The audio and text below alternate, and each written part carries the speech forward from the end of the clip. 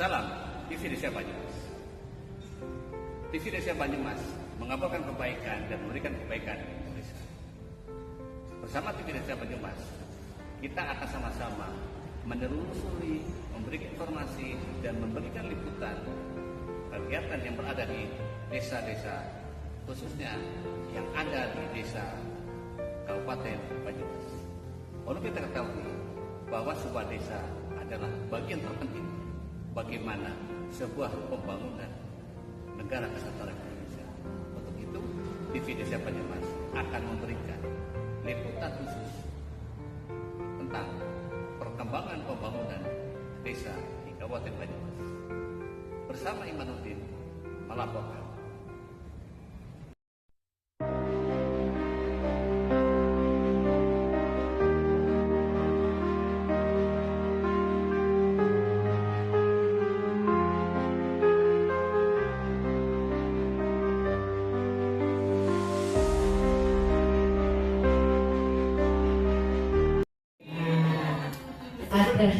Ada juga Mas Minto, ini anak Mas Minto gitu ya, dan juga Bapak Ibu yang lain yang tidak saya sebutkan secara besar. Terima kasih kepada Bu Lilis dan timnya. Pada hari ini saya punya kesempatan yang luar biasa karena bisa bertemu dengan Bapak Ibu semua dan adik-adik saya yang keren dan hebat ini gitu ya. Mudah-mudahan pertemuan kita pada hari ini bisa menelurkan sebuah rekomendasi yang bermanfaat untuk Banyumas ke depan. Dan sesuai dengan permintaan dari panitia bahwa pada hari ini saya diminta bicara tentang peran pemerintah desa dalam mewujudkan tujuan pembangunan berkelanjutan. Sebetulnya alasan Bu Lilis itu bukan apa-apa. Jadi tidak sengaja melihat status saya mau ngajar bikin materi tentang SDGs desa. Ngajar di S2 pemberdayaan. Tiba-tiba kemudian beliau ingat saya diminta jadi narasumber. Ya. Nah, kalau bicara tentang desa, ya membangun desa itu sama dengan membangun Indonesia. Karena dari desa itulah kemudian kemajuan Indonesia itu ada. Ya. Dan kalau kita lihat perkembangannya dari waktu ke waktu gitu ya, atau kita lihat dulu jumlah total desa di Indonesia di tahun 2023 ini menurut data dari Kementerian PTT ya 2023 74.423 desa, dan di situ ada kemajuan ya dari desa maju menjadi desa mandiri, dari desa berkembang menjadi desa maju. Namun kenyataannya yang menjadi desa yang masih berstatus sebagai desa tertinggal dan desa sangat tertinggal itu juga jumlahnya masih sangat banyak. Sehingga artinya apa? Membangun desa ini masih menjadi pekerjaan yang sangat besar, menjadi pekerjaan yang sangat berat, ya. Dan tentu saja kehadiran teman-teman dari pendamping desa ini diharapkan bisa memacu kemajuan desa-desa di Indonesia. Dan saya merasakan betul, gitu ya, kehadiran teman-teman dari pendamping desa ini karena saya kebetulan adalah ketua BPD di Desa Purwosari, Kecamatan Baturanten, dan kehadiran Mas Minto dan kehadiran Mas Imanuddin itu sangat membantu bagaimana desa itu, dan saya kira teman-teman semuanya ya, karena saya kira sudah menjalankan fungsinya, bagaimana membantu pemerintah desa di dalam merumuskan kebijakan program ya di desa itu ya. Dan saya selaku ketua BPD itu turut mengawal ya bagaimana peran-peran teman-teman pendamping desa ini di dalam merumuskan kebijakan dan program dari pemerintah desa. Nah, pembangunan desa sendiri ini tentu fokusnya adalah untuk menciptakan kesejahteraan masyarakat desa dan kualitas hidup manusia. Di situ bukan hanya sejahtera tapi juga manusia yang berkualitas serta penanggulangan kesenjangan sosial ekonomi. Nah, dan fokusnya itu melalui pemenuhan kebutuhan dasar. Ya, kalau kita lihat jumlah penduduk miskin kita ya itu juga masih tinggi gitu ya, sehingga akses ke pemenuhan kebutuhan dasar itu juga masih menjadi problem. Nah, apakah nanti program-program bantuan sosial yang diluncurkan oleh pemerintah itu mampu mengentaskan penduduk miskin menjadi tidak miskin gitu ya. Pembangunan sarana dan prasarana desa tentu saja gitu ya, ini pembangunan infrastruktur baik pembangunan ataupun juga pemeliharaan, saya kira di setiap tahun pemerintah desa itu juga dilaksanakan. Kemudian pengembangan potensi ekonomi lokal, pemanfaatan sumber daya alam dan lingkungan serta secara berkelanjutan bagi kehidupan dan kehidupan masyarakat setempat. Jadi bicara pembangunan itu bukan hanya bicara saat ini, tetapi bagaimana masyarakat ini juga bicara masyarakat di masa depan, sehingga konteks pembangunan desa berkelanjutan itu menjadi sangat-sangat relevan ya, yang kemudian disebut juga dengan SDGs desa. Nah, SDGs desa ini sebetulnya merupakan turunan dari SDGs di tingkat global, kemudian diturunkan dengan SDGs nasional yang juga ada indikator ya, di tingkat nasional itu ada 18 indikator, kemudian di 17 indikator, kemudian di desa itu menjadi 18 indikator. Nah, SDGs sendiri ini merupakan suatu rencana aksi global di mana Indonesia itu juga menyepakati ya. Kenapa Indonesia juga menyepakati SDGs ini? Karena Indonesia juga menyadari masih begitu banyak problem, terutama yaitu persoalan kemiskinan, kemudian kesenjangan dan persoalan lingkungan hidup. Nah, sehingga dengan komitmen ini Indonesia bersama-sama dengan negara lain, kemudian juga melalui peraturan presiden ya, SDGs nasional ini kemudian menjadi fokus pembangunan nasional. Nah, sebagai bagian dari upaya untuk mencapai target tujuan pembangunan berkelanjutan atau SDGs nasional hingga ke tingkat desa, kemudian Kemendes PDTT ini menerbitkan Permen Desa PDTT nomor 13 tahun 2020 yang berfokus pada SDGs desa. Dan di dalam regulasi ini diatur pula tentang prioritas pembangunan desa pada tahun 2021 yang juga berfokus pada upaya pencapaian SDGs desa. Nah, SDGs desa itu sendiri merupakan upaya terpadu, tidak parsial, tapi terpadu, gitu ya, untuk mewujudkan desa tanpa kemiskinan dan kelaparan. Ya. Desa ekonomi tumbuh merata, ya. Desa peduli kesehatan, desa peduli lingkungan, desa peduli pendidikan, desa ramah perempuan, desa berdikari dan desa tangga budaya untuk percepatan pencapaian tujuan pembangunan berkelanjutan. Ada 18 goals di dalam SDGs desa ini adalah yang pertama adalah desa tanpa kemiskinan. Kemudian yang kedua desa tanpa kelaparan, desa sehat dan sejahtera, pendidikan desa yang berkualitas, kemudian keterlibatan perempuan desa dan seterusnya ya, itu ada di slide.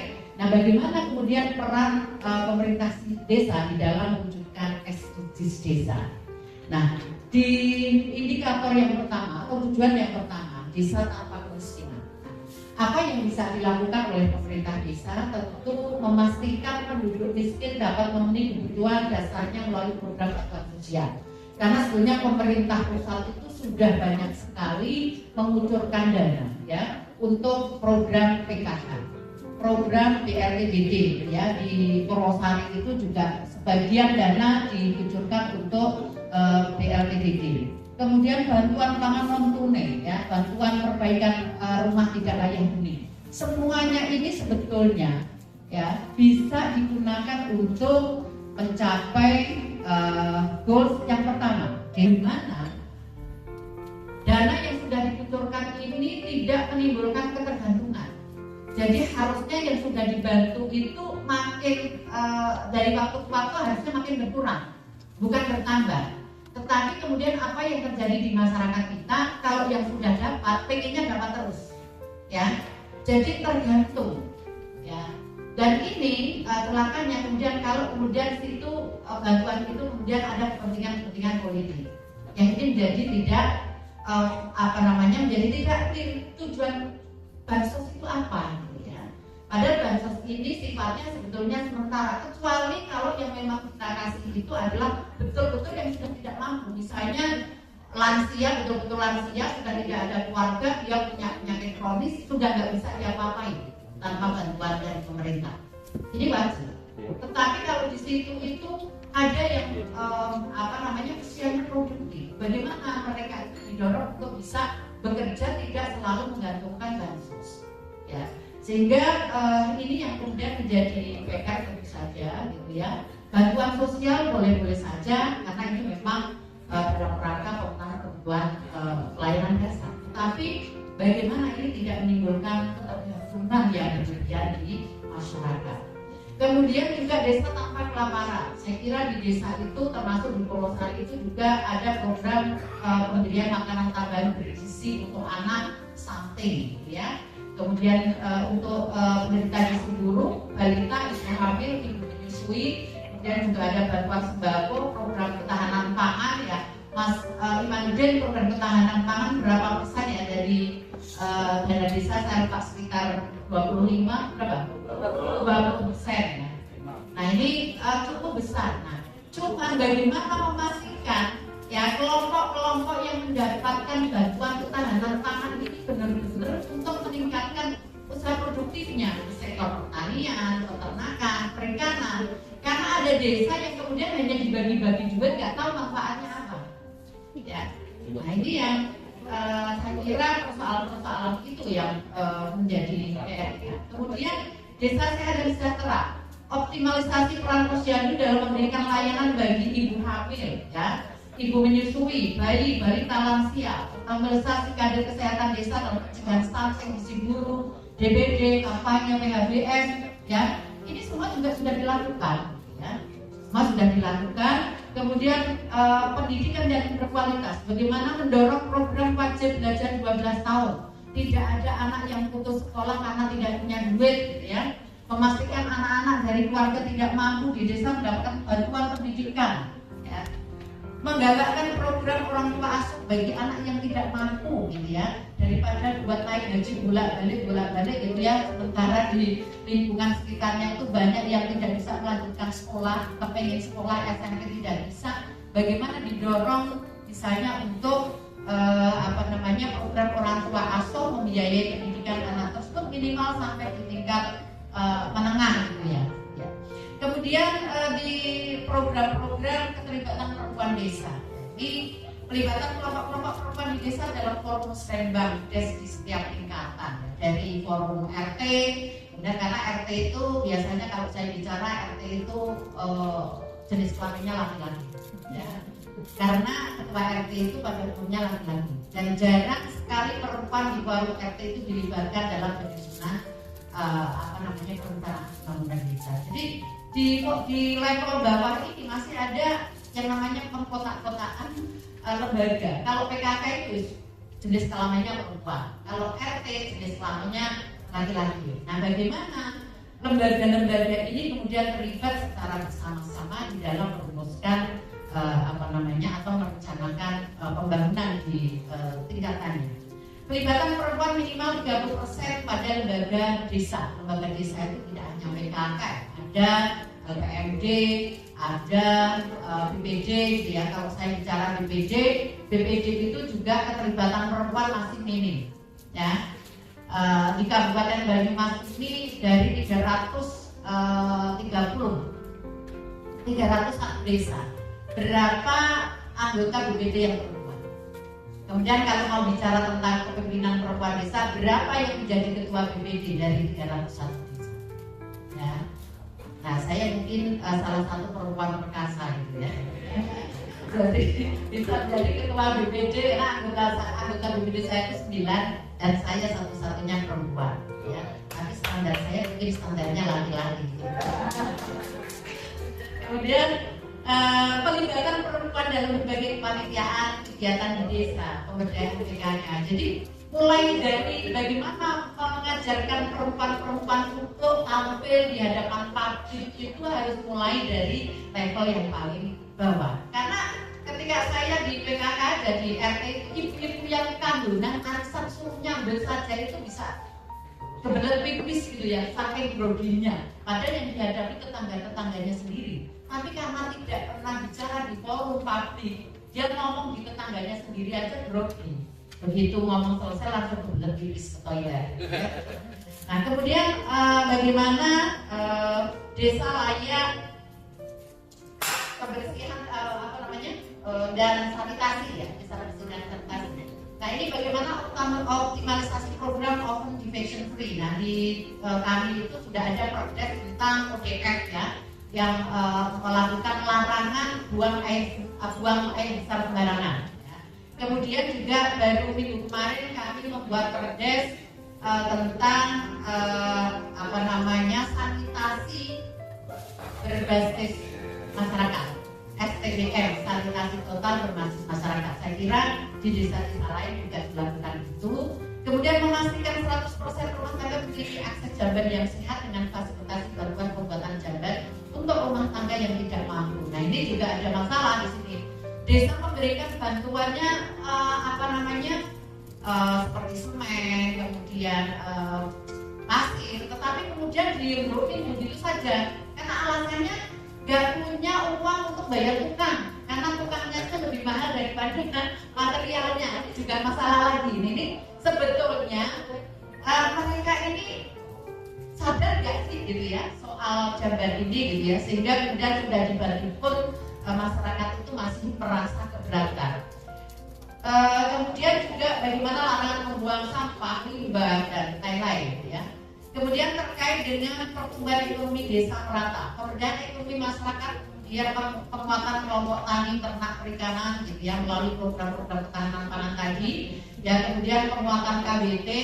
Kebetulan saya sedang menjadi dosen pembimbing lapangan untuk KKN Yusuf ya, saya di bagian di Purbalingga, dan ada satu program unggulan yang dilaksanakan di KKN tahun ini adalah program demplot dengan irigasi tetes, yang itu sebetulnya sangat efisien ya, karena tidak perlu menyiram tiap hari. Irigasi tetes itu di kemarau panjang pun dia bisa berjalan ya, tumbuhannya tanaman itu bisa tumbuh dan bisa menghasilkan ya tergantung jadi itu cabai atau tomat itu biasanya lebih produktif gitu ya. Kalau lahannya luas itu kan butuh pemeliharaan yang lebih. Nah, bagaimana program-program seperti ini sebetulnya sangat cocok untuk misalnya KWT ya, kelompok wanita tani.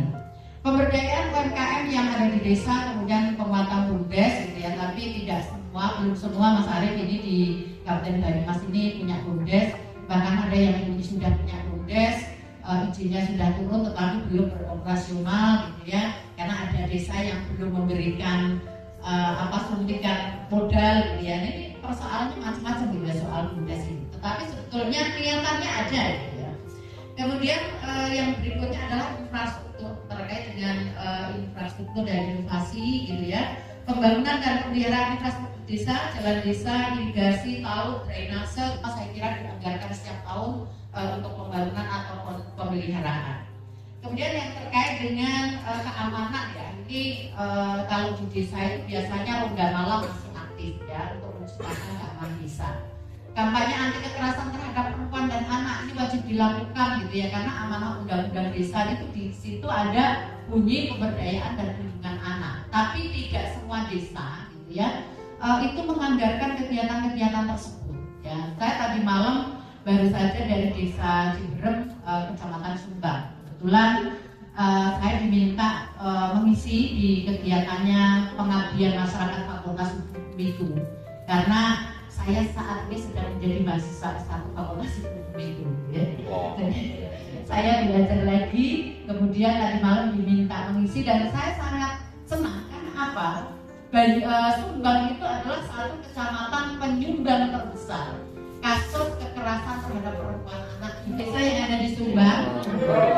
Mohon bisa disupport kadesnya untuk bisa ada kegiatan-kegiatan perlindungan perempuan dan anak. Forum anak juga belum ada ya. Forum anak itu juga belum ada, padahal itu sangat penting bagaimana memberi ruang pada anak-anak untuk bersuara.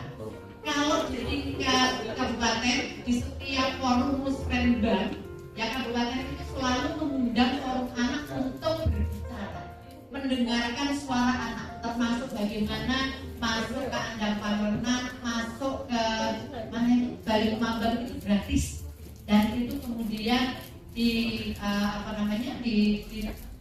digabungkan gitu ya oleh bupati. Nah, banyak suara-suara anak yang sebetulnya itu penting untuk kita dengarkan. Selama ini kita itu lebih banyak mendengarkan suara dari orang dewasa, seolah anak-anak itu tidak penting.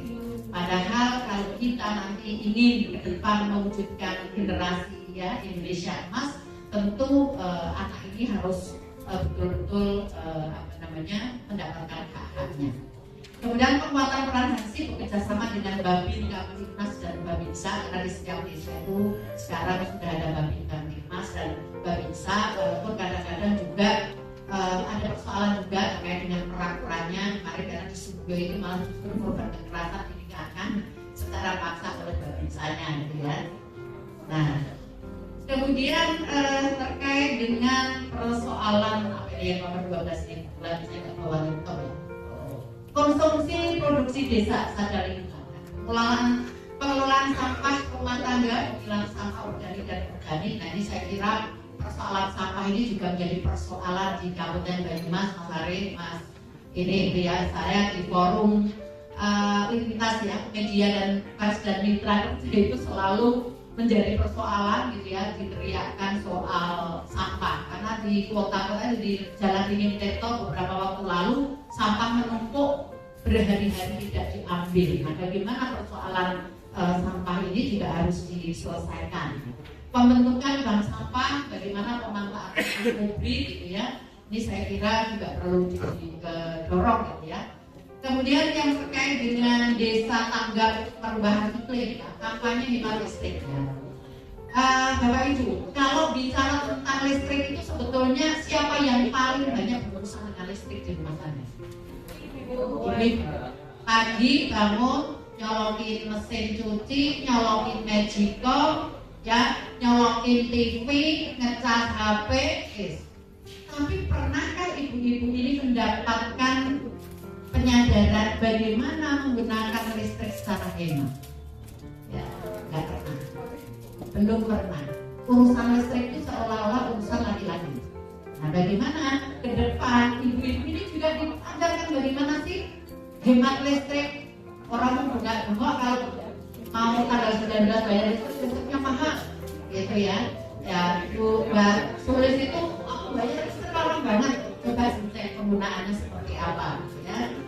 Nah, kemudian juga pembatasan penggunaan pupuk kimia, kampanye penggunaan pupuk organik, mengurangi penggunaan plastik, penanaman pohon, pembangunan ruang terbuka hijau, gitu ya. Karena sekarang ini rasanya dulu ya, kalau saya datang di Banyumas ini tahun 1987, itu suasananya masih dingin. Di Purwosari itu rasanya masih dingin banget. Sekarang itu kalau tidur nggak pakai AC itu gubios, gitu ya. Nah ini karena apa? Sekarang banyak yang pohon-pohon itu sudah mulai berkurang.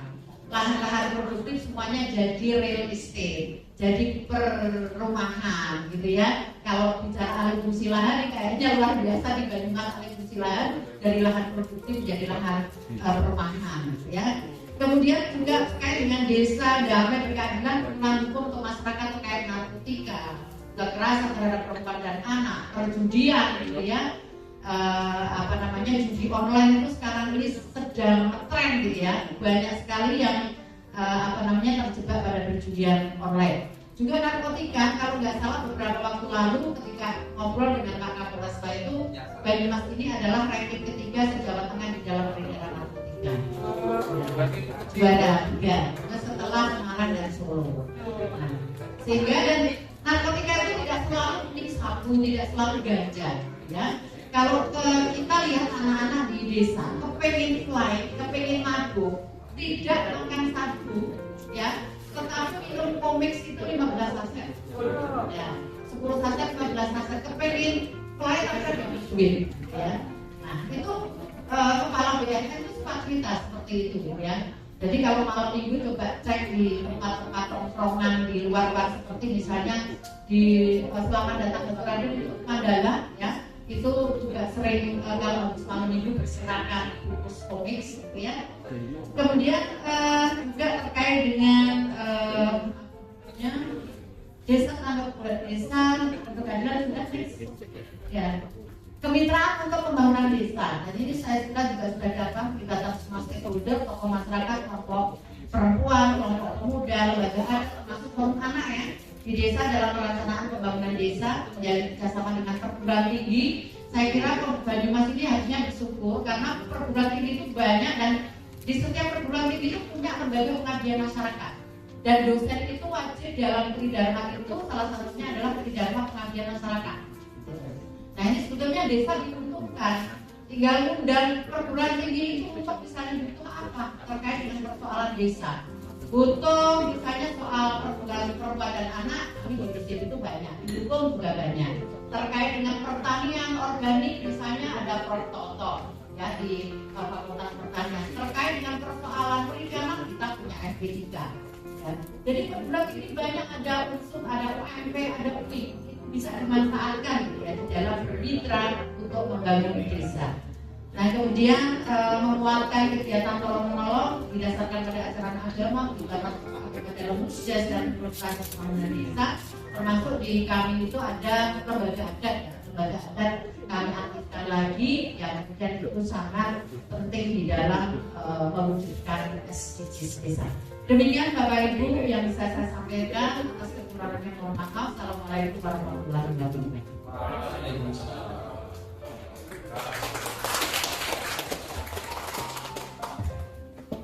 Baik, terima kasih kepada Bu Rektor UGM yang tadi telah menyampaikan tentang 18 tujuan pembangunan berkelanjutan desa atau SDGs desa dan beberapa permasalahan-permasalahan yang ada di dalamnya. Ada beberapa yang bisa kita garis bawahi tadi di awal disampaikan bahwa untuk membangun desa yang sebenarnya pada saat kita membangun desa sama juga dengan membangun Indonesia itu tidak bisa jika bekerja sendiri-sendiri, membutuhkan kolaborasi, membutuhkan dukungan banyak pihak untuk memastikan agar program-program yang sudah ada sampai ke desa yang kemudian bisa berjalan dengan lancar. Dan tadi kemudian dijelaskan selanjutnya adalah tentang 18 tujuan dalam SDGs desa. Bapak Ibu yang kami hormati, untuk selanjutnya kita akan bersama-sama menyimak sebelum nanti kita juga akan bersama-sama berdiskusi. Kita akan menyimak narasumber yang kedua, dengan Bapak Devin Hasan SDMSI untuk menyampaikan paparannya tentang peran Bapak dan Bintang dalam mensukseskan SDGs desa. Pada Bapak Devin, silakan. Bismillahirrahmanirrahim. Assalamualaikum warahmatullahi Wabarakatuh. sekalian yang hormati Bu senior, saya Pak Arif senior, yang tadi Pak Arif, Bapak Ibu sekalian dari pendamping desa, dari banyak hal yang sudah disampaikan detail dari jadi terkait dengan kebetulan pada saat pembicaraan kita sedang menyusun dokumen perencanaan. Kalau kita dengan yang lain itu kita sedang sudah perencanaan. Kita pakai oleh para calon kepala daerah. Ini Bapak Ibu sekalian yang menjadi calon kepala daerah yang bisa mencermati apa yang harus diselesaikan 5 tahun ke depan. Dasarnya ada juga 20 tahun ke depan. Dan ini secara politisnya nanti setelah terpilih maka inovasi atau hal-hal yang harus dilakukan oleh para calon kepala daerah nanti disesuaikan dengan target yang direncanakan. Lanjut, mungkin.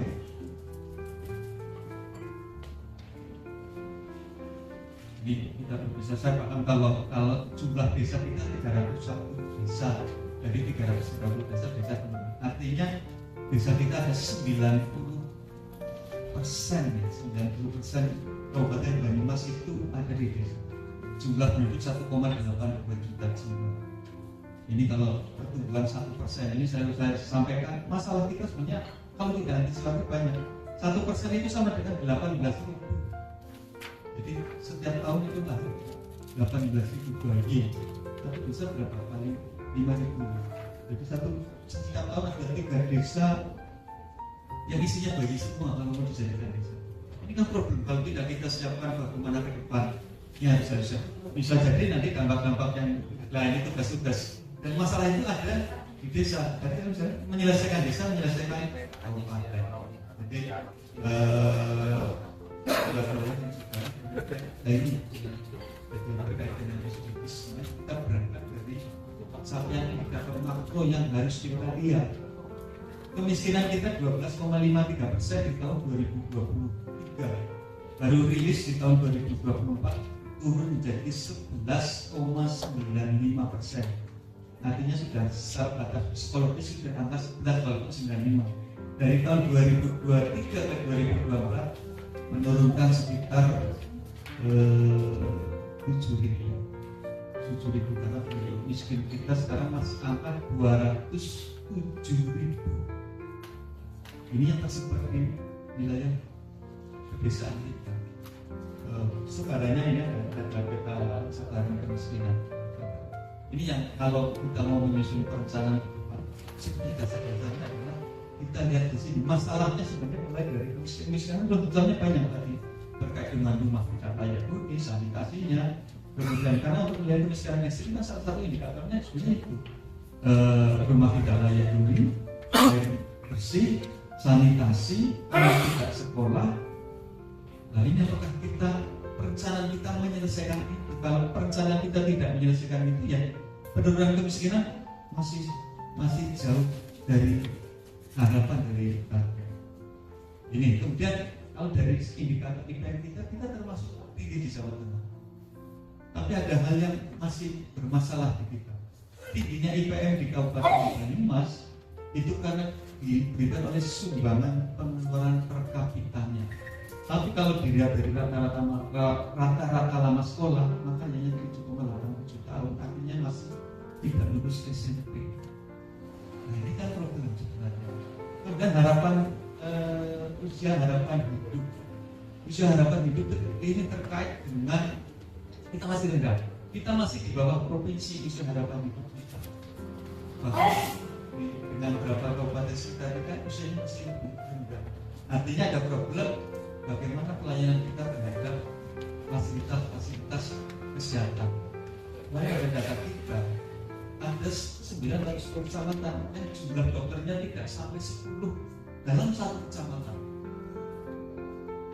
Ngumpul semua di Purwokerto dokter-dokter. Lu hanya ada berapa? Dokter gigi lebih-lebih. Jadi ini kan sebenarnya daya tarik apa sih enggak dokter-dokter tidak mau? Sebenarnya setiap tahun itu kan fakultas kedokteran berapa dokter, tapi tidak mengganti strateginya nanti apa bisa kalau itu dicarikan jodoh yang cakep atau yang cantik gitu yang tertarik ke sana dokternya ada paling enggak. Sekarang kalau orang sakit itu mau kemana? Mau kadang-kadang kita aja mungkin mau ke periksa nggak mau kalau tidak disiapkan.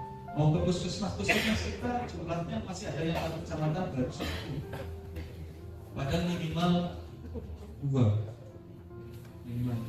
Sehingga ini kita sekarang ada target nanti mulai ada dari kemudian layanan peringkat kesehatan. Jadi satu desa satu pustu ILP. Jadi satu desa satu pustu ini harus ada. Nah, paling enggak orang mau sakit ya ada yang mau ada yang buat tanya, tidak menunjukkan sakitnya. Kemudian kalau terkait dengan pertumbuhan ekonomi kita termasuk yang tinggi 5,4%. Tapi ini ada apinya ya. Tapi 5,4% itu kita lihat indeks Gini rasio kita hanya 3,97, nggak sampai 0,4. Artinya terjadi ketimpangan. Jadi ini bisa kita rasakan, ketimpangan itu ada. Jadi mungkin pertumbuhan itu hanya ada di perkotaan. Di desa sepertinya pertumbuhannya dalam ini tataran ke depan. Makanya kita juga sedang menyiapkan ke depan ini. Sebenarnya ada pemerataan infrastruktur dan nilai termasuk pemerataan pembangunan. Nah, sampaikan dari 301 desa baru ada 80 desa yang punya pasar. Artinya banyak desa yang tidak punya pasar desa. Mereka mau berusaha itu gimana gitu kan? Ya walaupun sekarang zamannya internet gitu ya, bisa online, tapi apakah seperti itu? Saya punya, misalnya di Lumbir itu dari saya lupa 10 apa berapa desa ya? 10 ya, 10 desa ya. Itu baru ada satu desa di Singapura, itu pun mati suri. Jadi ini problem. Masyarakat yang berproduksi mau masakkan kemana? Apa harus ke Pamon? Apa harus ke Cilacap? Nah, mungkin hanya punya 20 butir telur. Dan orang mau cari itu juga kemana? Ya keluar, itu biaya ekonomi tinggi. Ini sedang kita rumuskan sebenarnya. Mungkin ada program-program ke depan kan. Orang kalau mau bangun sekolah, bangun apa sudah ada instruksinya lah dari kementerian. Tapi pasar siapa? Tergantung ide masing-masing kepala desa, masing-masing bupati juga. Termasuk ini tentang tadi ada kaitannya dengan 5 juta termasuk pengelolaan sampah. Olah sampah itu Banyumas berhasil karena inovasinya tidak ada instruksi. Sekarang masalah sampah ada di mana-mana. Demikian juga di desa, harus mulai berpikir masalah lingkungan, bagaimana sampah dikelola. Walaupun saya yakin kalau lahannya masih luas, bisa katakan ya bikin juga dibakar. Tetapi ini kan tidak betul. Jadi sampah di kota dengan di desa itu sekarang sama. Kemudian terkait dengan PDB ini perlu peningkatan, intinya pemerataan lah sebenarnya pemerataan. Jadi ini harus diakui, pertumbuhan ekonomi dari Banyumas itu tumbuh tapi tidak merata. Makanya kemarin ada pertanyaan, kalau dilakukan pemekaran itu sejauh itu. Kalau ditanyakan sekarang, saya bilang setuju. Tapi kalau ditanyakan nanti mungkin ini bisa kita sekali bisa pelayanannya bisa sampai ke wilayah, mungkin juga jawabannya kan berbeda. Ini merupakan isu-isu pemekaran itu terjadi karena memang ada ketimpangan wilayah, ketimpangan kemiskinan, pembagian angka kemiskinan, angka kematian itu baru karena jumlah kumulatif satu kabupaten. Kenapa kemiskinan di Cilawak ini satu kabupaten? Karena jumlah desanya banyak, di Simpang juga demikian. Nah ini program-program bagaimana menyelesaikan permasalahan itu. Nah ini kebetulan Bapak Ibu sekarang yang terkait kita sudah dari KJPB. Kalau sudah dari KJPB atau melakukan perencanaan lain yang kita harus nyusun namanya KLHS. Strategis.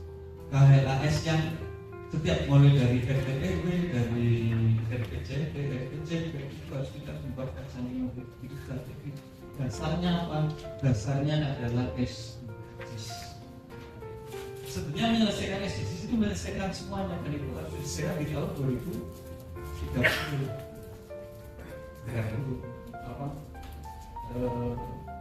Ini terkait dengan isu-isu, saya yakin ini sebenarnya SDGs yang menjawab ini terkait dengan kualitas SDM, kemiskinan, pengangguran. Ini yang isu strategis di 20 tahun ke depan, daya saing produktivitas daerah, kemudian tata kelola pemerintahan, keberlanjutan lingkungan, pengembangan wilayah dan daya saing infrastruktur, itu semua tersebut di SDGs.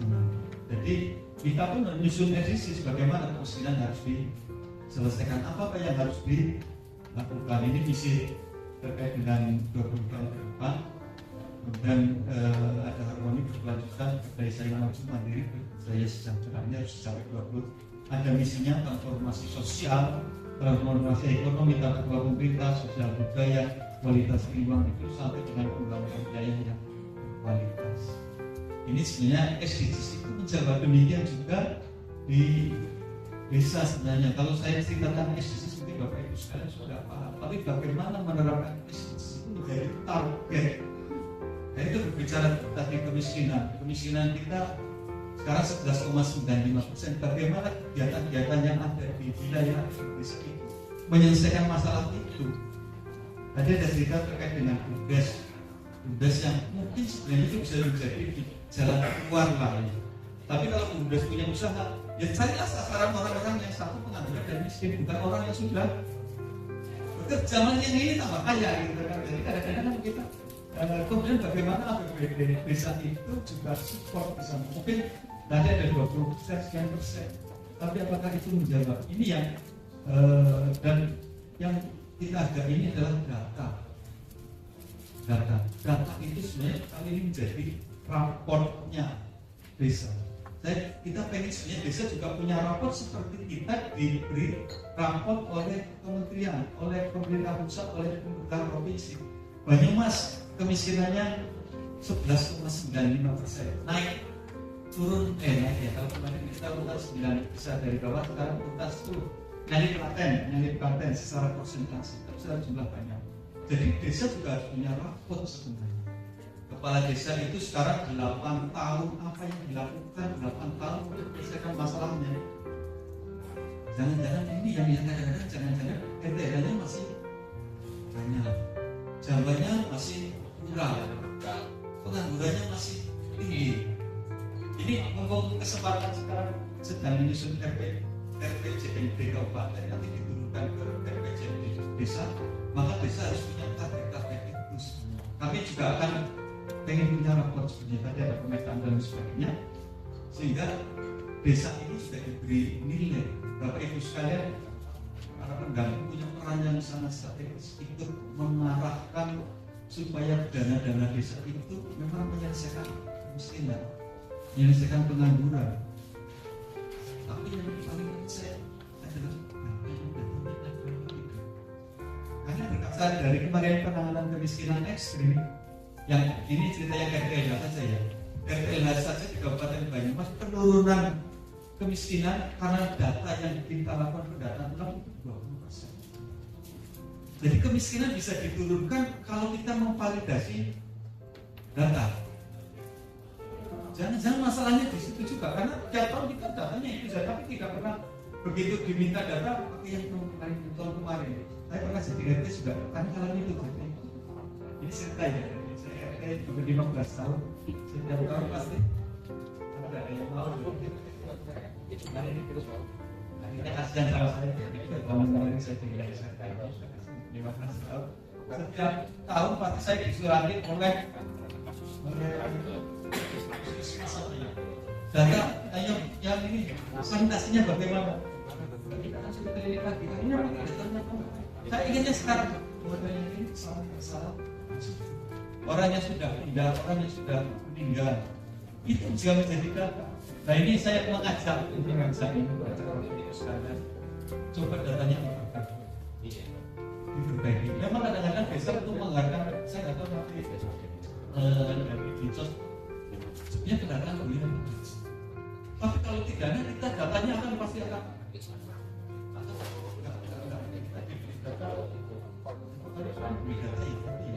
anggaran untuk pendataan.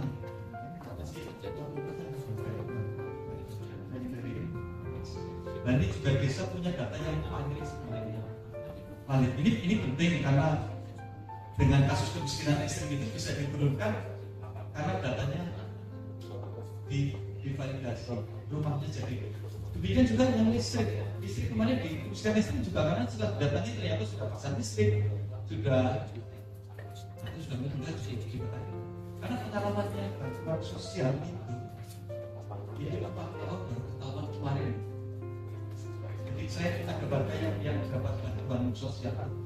Ternyata memang untuk bisa diturunkan iya. Begitu saya verifikasi ini sudah meninggal, saya dimarahin karena warisannya hilang gitu kan. Tapi itu sudah meninggal lama gitu kan. Besok ini sudah lagi ada pemberian bantuan pangan tahap 30 karena besok bantuan itu memang banyak. Apakah sehingga hal-hal seperti ini ini sebenarnya sudah data-data yang harus kita selesaikan. Menyelesaikan SDGs itu menyelesaikan isu-isu strategisnya di kabupaten sudah tetap semua kalau di kita sepakati. Mengapa setiap dokumen perencanaan harus ada KLHS? Karena KLHS itu adalah dasarnya adalah SDGs. Nah cuma dalam pelaksananya kadang-kadang kita sudah lupa pada saat sudah jadi kebijakan, jadi pengambilan keputusan, apa yang diambil tidak sesuai dengan apa yang dibutuhkan atau menjadi isu desa tersebut atau di kabupaten. Ya mungkin oke lah. Saya pernah ini pernah cerita juga ya. Bantuan keuangan desa dari 1.200-an 90% itu jalan jalan. Dan saya tidak mungkin bahwa itu penting ya, karena orang naik mobil, naik sepeda, naik sepeda motor lewat jalan tiap hari. Tapi berapa persen yang untuk kemiskinan ini? Ini yang persentase ini mohon dukungan Bapak Ibu sekalian. Ya kalau ada bantuan keuangan desa maka ada poin yang khusus untuk kemiskinan, Pak. Kemiskinan. RTH kita masih 75.000 data. Tapi kemungkinan kalau turun 20 sekitar 50.000 baik ada rencana kita selesaikan di 10 tahun pertama ini. 10 tahun pertama kabupaten tiap tahun menyelesaikan 2.000-an. Desa menyelesaikan berapa? Tapi desa 10 saja sudah 3.000 sebenarnya. Ini bisa diselesaikan dengan cepat. Yang penting ada komitmen bersama sebenarnya. Komitmen bersama bahwa dari anggaran-anggaran itu maka ada hal yang untuk miskin, benar-benar miskin untuk sanitasi kita masih kurang sekitar 8%. Jadi Jawa itu masih banyak. Dan di kota juga ada informasi yang sekitar Unsur pun masih banyak yang tidak punya sertifikat. Jambannya ada tapi sertifikatnya tidak ada. Jadi langsung ke sungai di Sumangkin kan mereka karena airnya lancar jadi di desa itu saya pikir ini tantangannya lebih besar juga karena airnya lancar sudah larutnya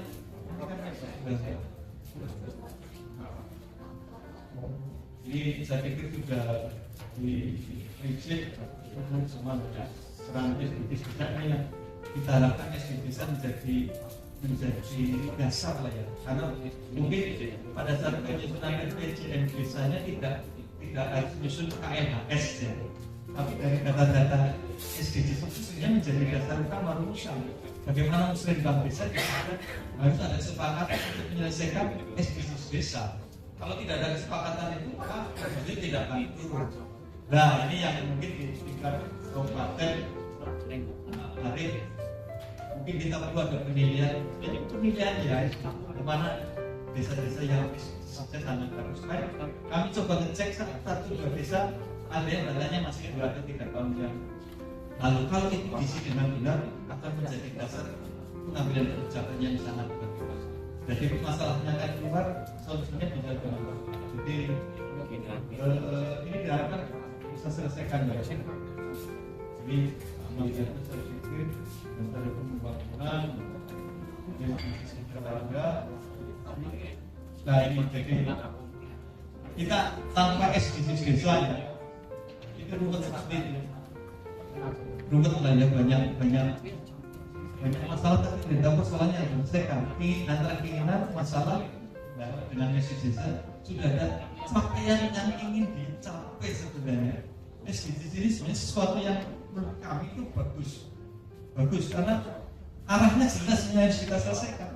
Tapi begitu menjadi kebijakan anggaran akhirnya menjadi bias dan lain sebagainya. Jadi kami titip Bapak Ibu sekalian pesan lagi penyusunan kebijakan desa ini menjadi sesuatu yang harus yang wajib karena begitu ini bisa diselesaikan maka masalahnya akan selesai mulai dari tingkat desa, kabupaten sampai tingkat nasional sampai tingkat dunia karena SDGs-nya adalah kesepakatan internasional. Tapi kalau dari yang kecil-kecilnya sudah kita tidak disepakati sebagai sebuah yang harus diselesaikan maka masalah ini tidak akan pernah terselesaikan.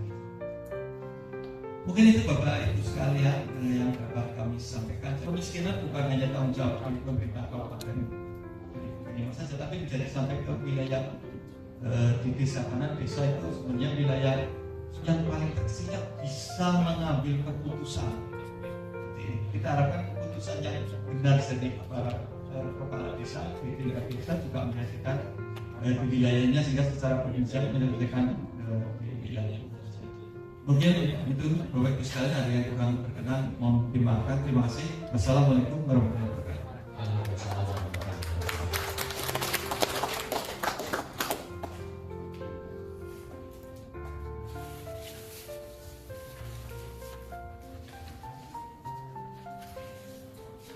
Terima kasih Terima kasih kepada Pak Dedi tadi yang sudah memaparkan materinya dengan gamblang dan memberikan gambaran yang luar biasa saya kira untuk kita semua bagaimana kondisi Banyumas saat ini, mulai dari gambaran secara umum tadi, secara makro kondisi Banyumas hari ini ada potensi tapi juga banyak tantangan, ada harapan tapi juga banyak masalah, dan tadi sudah disebutkan beberapa masalah yang harus segera diselesaikan, terutama yang kami highlight tadi adalah pada saat menyampaikan bagaimana agar kemudian apa yang sudah menjadi tujuan di dalam SDGs desa itu bisa terrealisasi sampai menjadi kebijakan anggaran, sehingga kemudian aktivitas-aktivitas ini bisa dilakukan untuk mewujudkannya.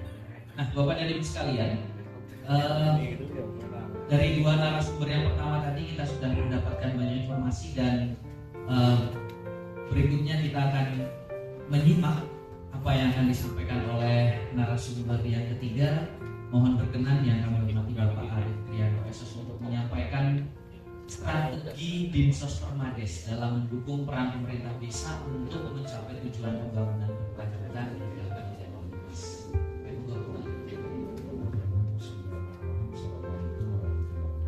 Waalaikumsalam warahmatullahi wabarakatuh.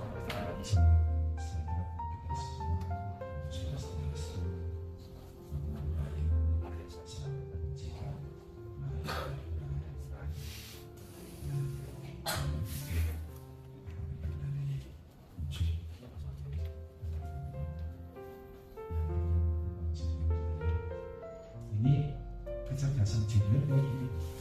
Jadi senior dulu yang sudah menyampaikan sudah lengkap, nanti saya tinggal menyimpulkan saja. Karena berarti kan sudah dengan SDGs, dengan perencanaan, berarti kan selesai kan gitu. Nah, tadi saya sudah di WA sama Mbak Layang, Pak 5 menit selesai. Oh siap. Jadi nanti saya tidak pakai slide aja, karena sudah saya jelaskan. Dan saya pikir ini teman-teman penari desa juga sudah siap. Jadi ya nanti terima kasih.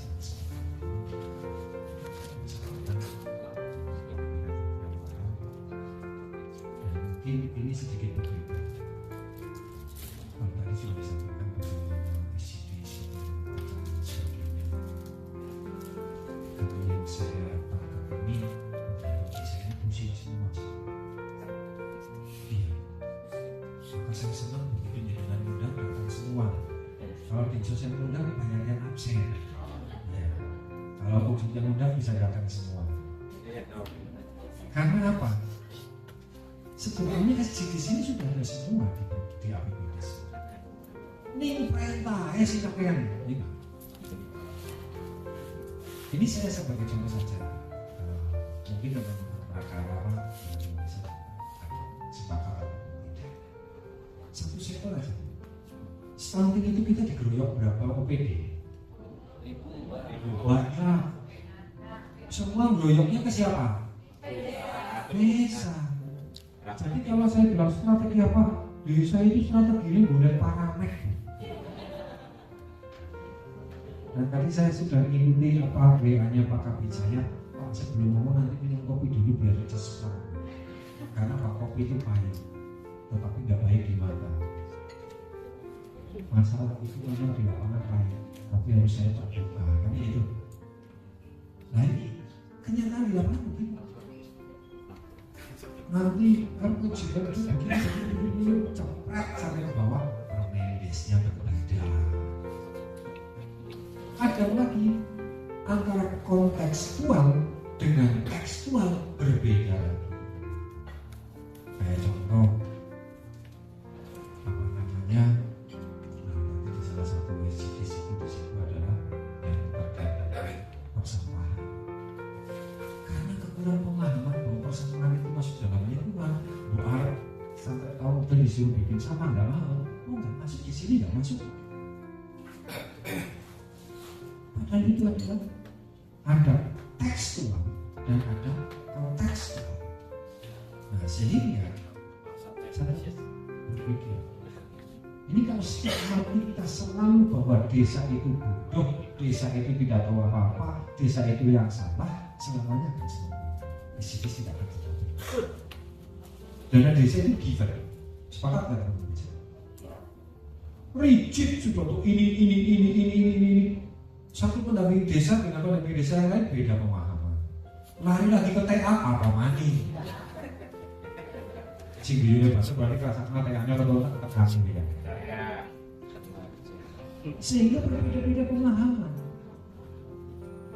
Maka kalau kemudian sudah stigma seperti itu, koordinasi komunikasi tidak berjalan dengan baik. Yang satu, ketahanan pangan hewani berarti itu wedus. Yang satu, boleh yang namanya ketahanan pangan untuk fisik. Karena ada ternyata yang satu paham terhadap Permendikbud 92 atau 82, yang satu belum baca Permendikbud 82. Ini selalu kebijakan ini tidak diikuti dengan kalau diikuti dengan sosialisasi mungkin iya, kalau khusus saya ya pendamping desa kelalaian ya. Ini maka banyak pendamping desa yang belajar dengan otodidak, pemahaman diri sendiri. Nggak ada yang kemudian rigid. Padahal kalau kita sudah lihat ada di situ jelas-jelas bahwa pendamping desa pembangunan dan pemberdayaan masyarakat itu sudah sangat-sangat sih modelnya sudah bagus bahwa bagaimana kemudian ada desa bisa mendrive untuk membuat menjadi pembangunan desa berkelanjutan. Tetapi perintahnya yang terlalu banyak. Satu belum selesai sudah perintah yang lain. Yang kedua definisi yang berbeda-beda. Definisi dari salah satu contoh katakanlah stunting yang tadi disampaikan yaitu salah satunya adalah mobil jamban. Jamban menurut Diperkim berbeda jamban menurut Dinkes. Kemarin kami salah satunya adalah saluran air bersih. Kalau menurut lingkungan hidup atau Diperkim ada satu pansi mas mengaliri 200 kakak, maka itu sudah menjadi fasilitas air bersih terpenuhi. Tapi begitu cerita Dinkes yang merval atau teman-teman PKH, PKSKM merval, maka satu kepala keluarga satu layanan air bersih. Loh ini nyambungnya mau kapan? Selesainya mau kapan? Maka kami dengan Mas Didi sampaikan bahwa penanganan kemiskinan ekstrim 2023 clear 100%. Muncul data 2024. Dari data 2024 ini kita hampir di angka antara 30 sampai 35%. Itu baru 45% data yang diolah. Nanti kalau 100% data yang diolah kira-kira berapa? Itu pun kemarin kami dengan BPS selisih di angka sekitar 30.000. BPS menyampaikan 207.000,78. Kami 237.000. Selisih 30.000. 30.000 itu banyak. Dan angka miskin kita itu di angka 32% dari total angka yang ada di Bangka. Jadi kemudian tidak ada kesatuan tapi selalu melakukan. Mari kita berbuat bersama satu data desa. Tidak akan tercapai satu data Indonesia dengan baik kalau tidak ada satu data dari desa. Bagaimana kemudian kita capai kesepahaman bersama seluruh elemen sehingga tidak tumpang tindih teman-teman pendamping desa agar desa menyediakan PMTAS untuk masyarakat miskin. Dinas kesehatan turun ke puskesmas bikin PMTAS untuk orang miskin. Tidak ada orang miskin yang mana lagi. Nanti kalau jadi temuan yang dikalahkan desa, kan begitu. BLT kemarin deh teman-teman ini paham. sudah ada. Begitu yang tidak dapat BLT suruh pakai dana desa. Akhirnya semua warga masyarakat stigmanya semua bagi rata. Ini yang terjadi. Ini yang terjadi. Maka sebetulnya strategi apa sih yang harus kita lakukan dalam menuju suatu desa? Yang pertama adalah bagaimana kita membangun satu desa. Ini susah banget. Kami mengumpulkan, kami bertemu dengan teman-teman PDIP di luar karena memahamkan berbeda. Karena begini Pak, ada sebuah bijak di sini, bisa. Pola pikir Undang-Undang 23 dan pola pikir Undang-Undang 3. Ini, kalau ini nggak dilepas, teman-teman nggak akan berpikir Undang-Undang 3 atau Undang-Undang 6 karena pemahamannya berbeda. Nah ini yang kadang menjadikan sebetulnya apa sih yang harusnya desa nggak pusing. Teman-teman saya yakin sudah paham di desa itu satu orang bisa menjadi berapa kader. Kader itu sampai KDC kader. Ini perintah kader, semua perintah kader. Ini kan amanat kader kan bukan dari kabupaten, kader adalah SK Kades. Ingat di kalimat bahwa segala akibat ditetapkannya keputusan ini menjadi tanggung jawab APBD. Nanti tanya hari pendamping desa, gimana minta honor gimana? Karena Pak Kades hanya ngucap kayak gitu. Bagaimana SDG akan tercapai? Kalau nggak dilaksanakan menghambat prestasi kabupaten. Ini tak suarakan loh teman-teman desa yang mana? Saya lebih baik saya belakang. Maka harus domain sama sedikit lah. Junior kan patutnya domain senior kan gitu kan. Tapi ini teriakan teman-teman. Usia ini buru-buru tuh uang bensin. Ya, untuk TA, PD, nomor urusan TA.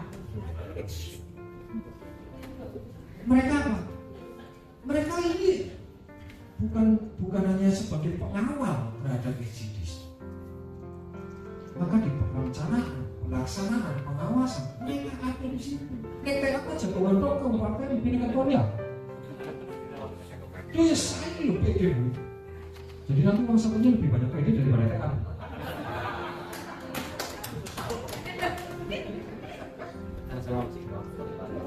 Ini saya kesempatan nonton senior saya karena salah satu TA adalah kakak kelas saya SMP. Mumpung saya lagi dari kaki saya kaki terus gitu. Jadi kakak kelas SMP saya malah kepol dulu. Sama-sama SMP satu orang. Jadi sebetulnya kami sudah semaksimal mungkin dibangun bisa bagaimana membangun SDGs. Tetapi kemudian komunikasi, integrasi, sinkronisasi. Kalau kita baca KIS ya, komunikasi, integrasi, sinkronisasi dan sinergitas. Itu memang mudah kita ucapkan, tapi paling susah banget. Yang lucu lagi teman-teman pendamping desa itu paling putus des. Nah kalau putri ketua BPD saya mempunyai kayak itu juga keren bikin aktivitas ya. Mana dia ke musliman kets 10 lebih yang dari dulu. Mana diambil ke kabupaten hilang kabian. Kan begini ya. Kalau kan RKPD kan diganti, ini kita perlu bicara lagi teman-teman ini saat nanting untuk sisi desa baru. Kemarin saya dengan Mas Bapak itu menemukan hal baru. Di sisi desa itu tidak akan ketemu antara rekening di koran dan rekening satu dengan satu. Bukan masalah mereka yang lain, sistem. Ya, untuk sisi-sisi sebelumnya pangan sahabat di sini. Sehingga masih banyak sekali ini hanya pendapat pribadi. Apabila SDGs ini bisa ingin tercapai, maka sudah berangkat dari desa. Berangkatlah dari desa. Nanti disampaikan, ada nggak pendapatan desa? Mau minta apa? Desa itu paling gede. Apa yang mau ada. Pendataan oke siap. Udah di desa, oh pintar pendataan RT, apa kepala keluarga, yang penting kami bisa masuk sebagai petugas ikut. Ya, lumayan.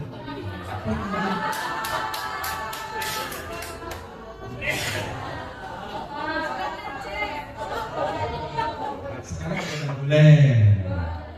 Oh, dari dulu nggak boleh. Yang tetap ya nanti sistem kita uji. Ini kenyataan kita. Bahwa sebetulnya sangat bisa. Ini koordinasi. Jangan semua OPD perintah, semua ke desa. Jadi ini yang jadi kabupaten ini desa apa kabupaten? Yang jadi negara ini desa apa siapa? Nah ini model inilah yang kemudian kadang ada hal yang lucu lagi. Nah, setelah nanti teman-teman TK mau lapor nggak apa-apa, saya sudah pernah cerita sama beberapa di sini. Kenapa sih kok Kemendesnya nanti langsung ke desa? Emang nggak punya kabupaten, nggak punya kecamatan? Ini koordinasi yang jelek. Kementerian nyurati langsung kepadanya kepala desa. Nah ini kan lucu. Nanti masih mau menyampaikan nggak apa-apa, saya kemarin sudah menyampaikan sama Mas Cito. Nah, bagaimana ini akan tercapai dengan baik? Mau model apa lagi kira-kira? Yang kemarin model jungkir ke depan, apa besok menjadi model jungkir ke samping? Karena sebetulnya sudah jalan, clear. Manakala itu tadi data semua dari desa berangkat berbagi kewenangan, mana yang kemudian menganggarkan di tingkat kabupaten, mana yang menganggarkan di tingkat desa. Ini jujur ya teman-teman pendamping desa. Tadi yang disampaikan Pak Kepala Bapeda, kami kemarin dikasih anggaran, nyatanya jalan. Kami dikasih anggaran untuk vertikal P3KE sejumlah 781.899 orang. Tapi kemarin kita menggunakan PKSK dan PKH. Kali ini kepada P3KE.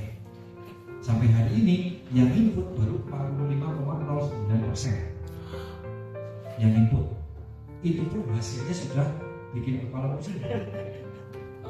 Karena ternyata turunnya hanya 4.000 kakak.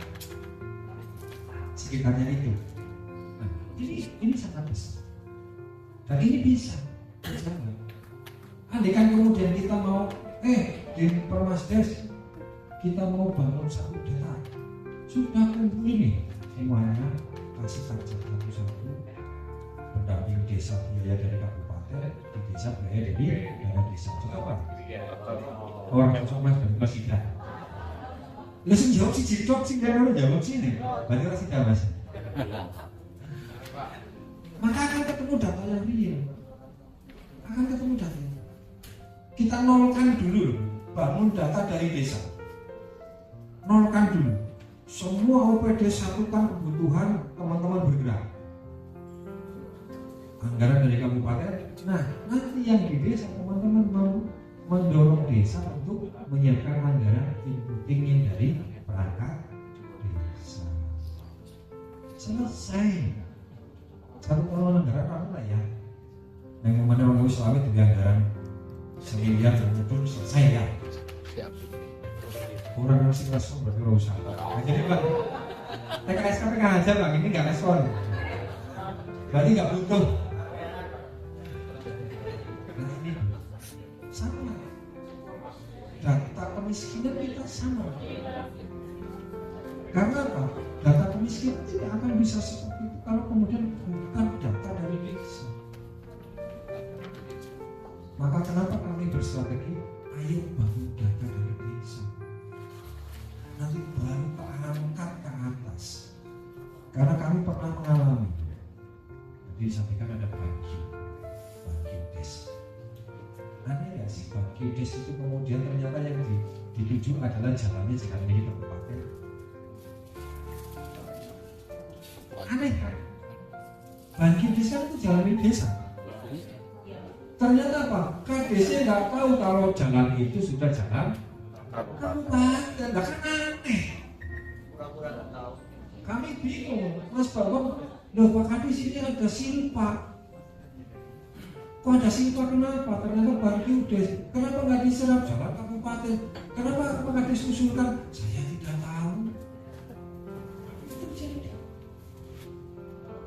sudah berubah dan sebagainya satu jalan terjadi.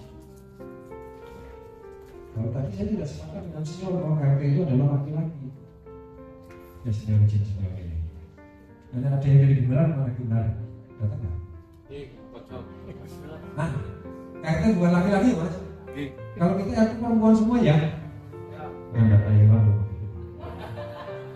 Saya itu pernah dihubungi sama Mas Santo. Waktu itu sama Gimbaran. Kita ke tempat RT ya, ke tempat RT deh. Oh iya, daerah bencana, iya. Gue naik sama Mas Santo. Karena dari sekolah nggak tahu gimana. Ini pelakunya di mana? Jadi Santo kan naik gimana? Oh wah, nama ini. Jadi ini kejadian. Jadi kami berharap sebetulnya semuanya ini sudah masuk di dalam strategi kami sudah perayaan dalam penguatan partisipasi dan sebagainya sudah kita lihat. Hanya tinggal bagaimana kita implementasikan agar mereka paham, agar pemerintah bisa memahami. Karena mohon maaf, kami juga bingung kalau dulu kepala desa era 579 begitu jadi kades kan ada diklat. Ya, tahun era dulu itu ada diklat. Sehingga mereka minimal memandang mending karo ngerti karo SDGs, ngerti karo RKPDes dan RPJMDes dan sebagainya. Lah sekarang jadi kades buru-buru satu hari aja enggak. Habis pelantikan selesai, Mas Bambang teriak-teriak bikin diklat ya sampai meniran nggak bakalan boleh. Pemahamannya dan kami harus mengampung di 301 desa. Bahkan tragis tahun kemarin 2000 berapa ya? 2023 kalau Mas Bambang Junedi itu suruh membina 301 desa hanya dengan dikasih anggaran yang cukup besar 30 juta. Ini berjumas loh ya, terjadi nih. Itu orangnya masih hidup. 30 juta untuk membina 301 desa 1 tahun. 15 juta untuk membina aset 301 desa. Itu orangnya masih hidup. Lah bagaimana kemudian ini bisa terjadi? Maka kami harus kembali yang pertama adalah kami strateginya adalah bangun data dari desa. Setelah itu lakukan kemudian sinkronisasi di tingkat kabupaten dan itu akan menjadi sebuah kebijakan yang lebih. Karena kalau kita bicara prioritas, secara umum kita ada Permendes nomor 7 2023 terkait sebelumnya, kemudian di breakdown kepada Permendes 13 2023 yang secara khusus. Tetapi sebetulnya itu sudah mulai mengarah kepada semuanya. Hanya sekali lagi tekstual dan kontekstual pun harus dipahami bukan oleh desa, bukan saja oleh teman-teman pada wisata desa, tetapi juga oleh teman-teman OPD kabupaten dan kecamatan. Ini ya, sehingga nanti ini bisa selaras. Mana kewenangan desa, mana kewenangan kabupaten akan menjadi selaras. Kemudian pemahaman akan bagaimana struktur pengelolaan keuangan bisa dipahami juga oleh OPD, sehingga tidak harus dipaksakan. Wong di Permendes tidak ada PPKBD, wajib dia PPKBD PPKBD. Begitu ada temuan, benar bisa mulai. Dulu bersih, kan ini gitu. Nah, ini Padahal itu enggak tekstualnya, kontekstualnya boleh, tekstualnya apa? Tekstual, konteks, sehingga saya sering sampaikan kalau sesudah sudah transformasi dilihat kemudian tambah karena nggak ada begitu program kegiatan sub kegiatan dikunci seperti SIPD nangis karena itu tadi perintahnya dari atas wajib nggak masuk sebetulnya di Siskudes dimasuk-masukkan. Begitu melayu onspam dirubah lagi judulnya menyesuaikan onspam. Yang salah siapa? Yang perintah. Sistem aja salahnya yang perintah. Yang sudah tahu jelas itu seperti itu, kenapa dipaksakan hanya karena tekstual masuk ke sana. Maka pada saat kita rekonsiliasi berarti kita taking ya. Maka pada saat taking tidak aneh kalau taking lainnya itu menjadi primadona.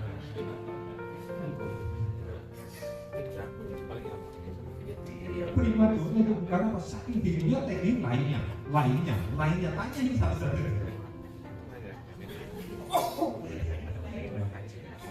Iya kan itu ya teman-teman, daripada salah lainnya saja lah lainnya. Maka pada saat kita menghitung SDGs tidak menjadi terarah, apalagi SDGs itu diambil juga dari tagging, menjadi lebih kacau lagi, nggak tercapai. Belum lagi stigma, kalau desa yang nanti SDGs itu bagus kan jadi desa mandiri, dirinya turun, itu. Maka bagaimana berlomba-lomba menjadi tidak maju, ya kan mandiri ya, tidak menjadi tidak mandiri. Apalagi katanya mau dapat dana apa konten yang kemarin, nggak perlu enggak ada dana alokasi kinerja sana dapat sini nggak dapat, sini dapat sana nggak dapat, yang diprogreskan. Ini juga pengaruh. Sehingga sebetulnya kalau secara sistem SDGs ini sebetulnya sudah sangat canggih. Bahkan secara teknis kami itu juga bersama-sama dengan teman-teman ini benar ini sangat diperlukan. Tetapi kembali lagi kalau ada komunikasi, integrasi, sinkronisasi, maka semua tidak ada. Nah ini bagi kami.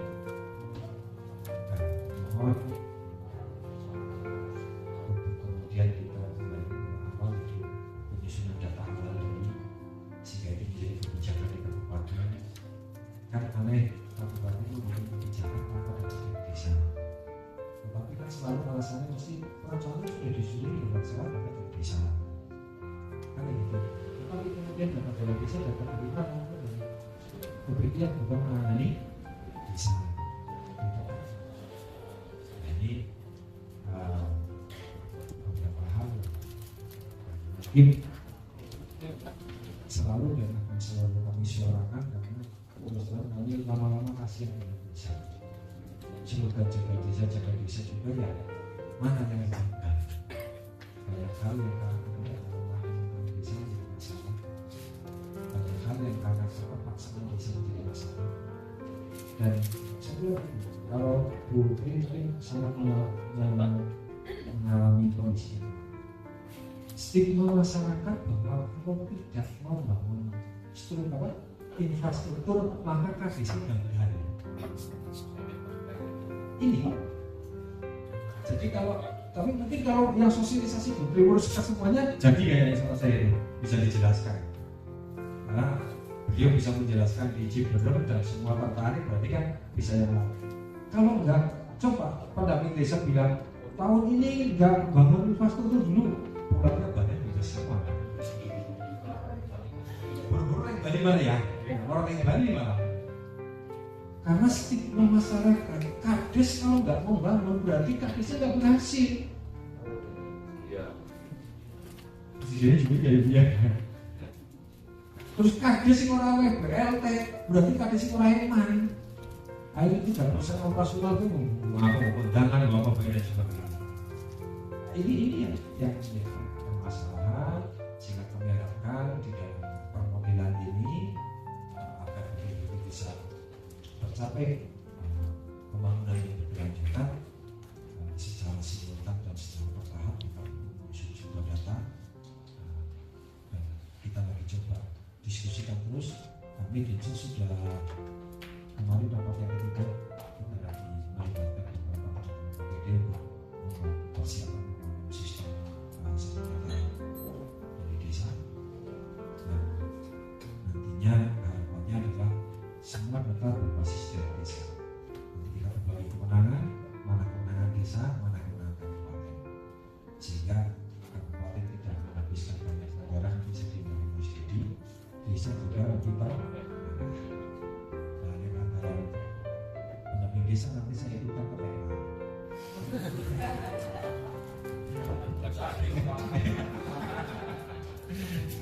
Itu harapannya dari kami, karena kami sudah tes di Induk ini ya Mas ya, kemarin yang dikasih anggaran itu di Induk ini kami tes manajemen data P3KE clear, maka kami juga akan melakukan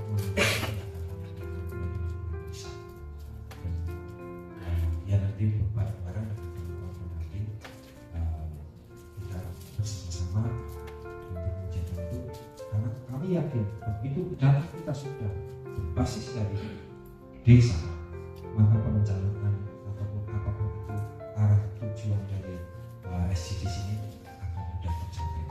Dan kolaborasi yang baik antara pemerintah kabupaten dengan pemerintah desa, ada pembagian kewenangan yang baik dan ada kontrol yang baik antara baik desa maupun supra desa. Karena kita juga tidak bisa melepaskan yang menjaga kecamatan. Maka kami pun kemarin rela-rela saya bersama disupport total oleh Mas Bambang.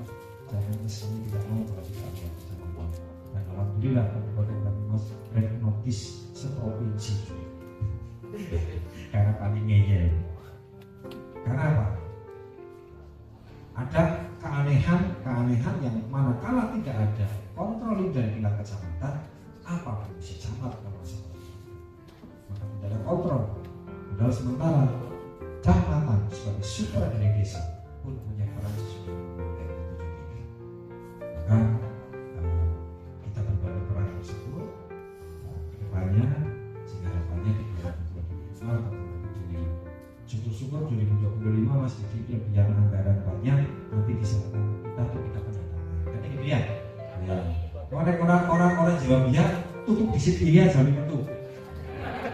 Isi kecamatan duit sih. Ya.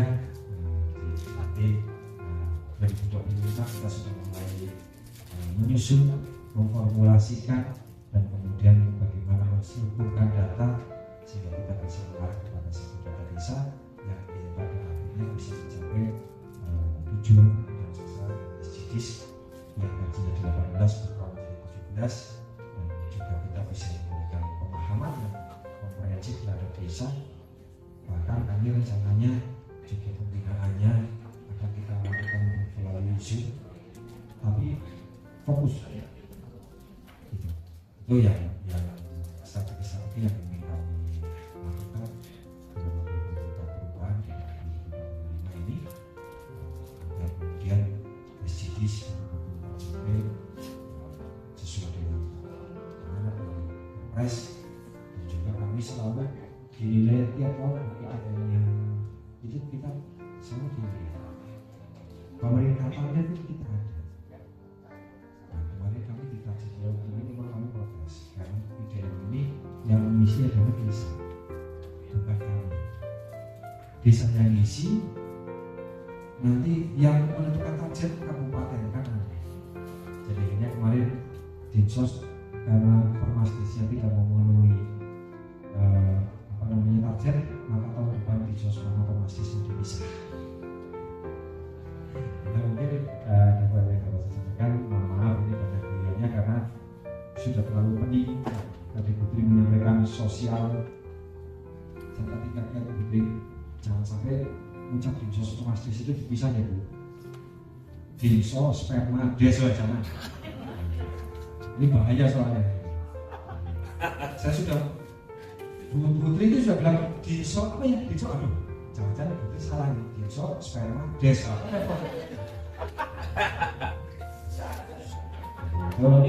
Rekan sekalian terima kasih pada kesempatan ini saya mohon maaf